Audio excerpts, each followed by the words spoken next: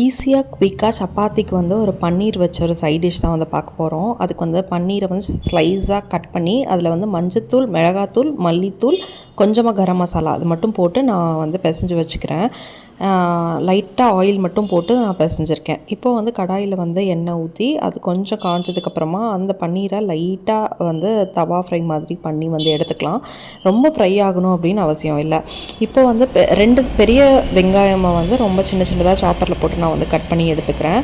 And இப்போ அதே கடாயில் அந்த வெங்காயம், அதுக்கப்புறமா ஒரு ஸ்பூன் மட்டும் இஞ்சி பூண்டு பேஸ்ட் சேர்த்துக்கோங்க. அப்போ தான் நல்லாயிருக்கும். உப்பு போட்டால் வேகமாக இதாகும். ஸோ அதனால் குக் ஆகும்னு சொல்லிட்டு நான் உப்பு போட்டு நல்லா வந்து அதை சாட்டே பண்ணிக்கிறேன்.